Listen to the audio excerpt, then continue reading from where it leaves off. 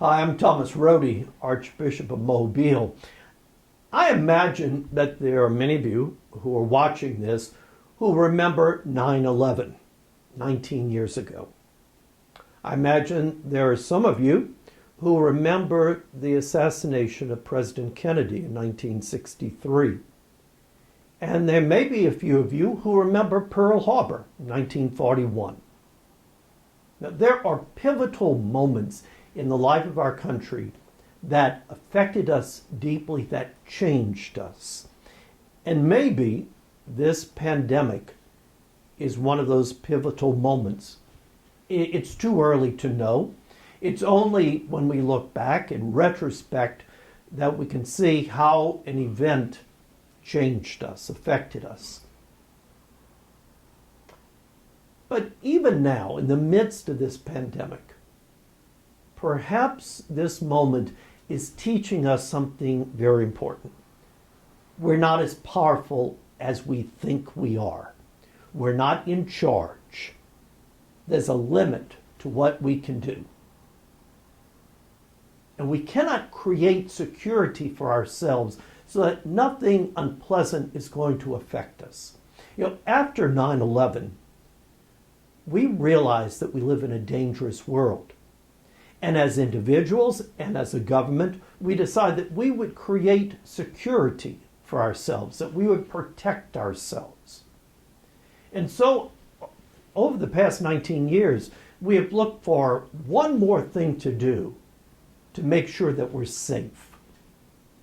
So, if only we have one more screening at the airports of passengers or luggage, if we would just have one more security camera on our home or place of work, if we would have one more metal detector at our governmental buildings or even our high school football stadiums, if we'd have one more better airbag in our car or one more security guard, we could create security for ourselves, safety for ourselves.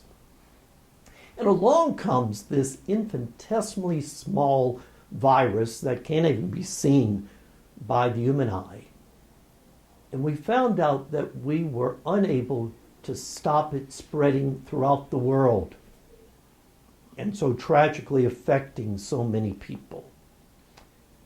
Maybe it was a wake-up call for us that we're not as in charge as we think we are. And as followers of Jesus Christ, we already knew that. Jesus promises us many things, but he does not promise his followers security. Quite the opposite. He tells us about the limits of our abilities. He says to us in the Gospels, for example, which of you, for all your efforts, can add 1 second to your life?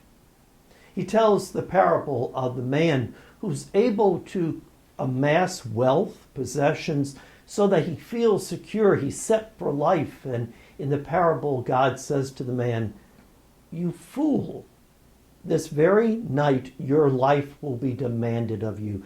To whom will all this piled up wealth of yours go?" Now, Jesus does not promise us security, but he promises us, among other things, this: I will always be with you. That he promises us. And with Jesus, we have nothing to fear. With Jesus, we can handle anything. We cannot stop the changes of life. Life is constantly changing. We cannot protect ourselves so that nothing will interfere with our plans or will make us uncomfortable or even hurt us. But we know that Jesus is with us. And he tells us that in the Gospel of John. He says, "The world will not see me, but you will see me." And we don't see Jesus with our eyes, but with our heart, with our spirit. When we believe in the Lord, we believe he's with us. Sometimes we're tempted when we go through struggles in life to say, "Oh, God seems so distant. Where are you, God?" He's right there with us. And it's for us to open the eyes of the soul to see that Jesus is with us. And so maybe that's a message that this pandemic might be teaching us even here and now.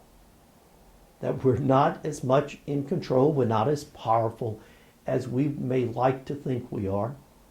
Despite our best efforts, we cannot protect ourselves and our loved ones from everything unpleasant, challenging, painful.